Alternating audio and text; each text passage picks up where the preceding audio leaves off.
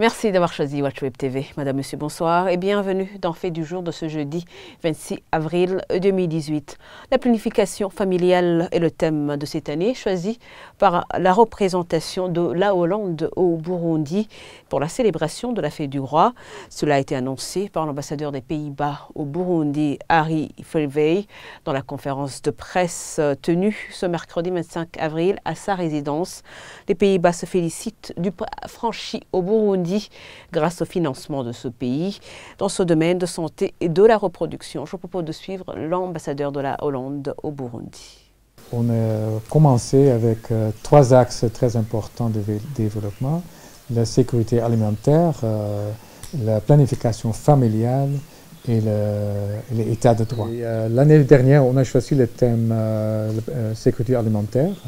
Et cette année, c'est l'autre pilier de notre travail ici au Burundi, et ça, c'est la planification familiale. J'ai constaté qu'on a eu beaucoup de succès dans cette pilier de planification familiale. J'ai quelques familles, la famille de Nestor, la famille d'Eric qui étaient là et qui ont choisi leur approche de planification familiale. Et j'étais vraiment bien touché avec leur historique, avec leur décision personnelle. On a déjà constaté une certaine diminution de taille de famille en général. Ça, c'est déjà un succès aussi. Et selon l'ambassadeur Harry Verwey, si le Burundi se développe, la démographie diminuera.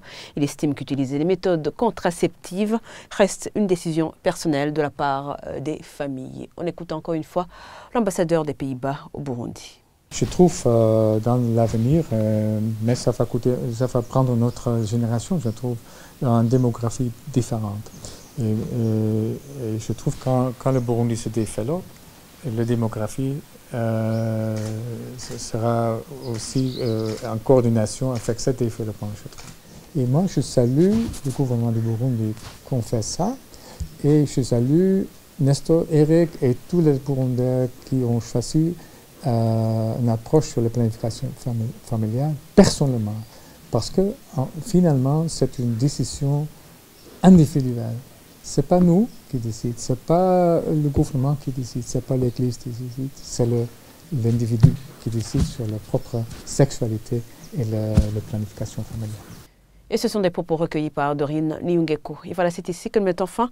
Ce fait du jour, merci de l'avoir suivi et merci de votre fidélité.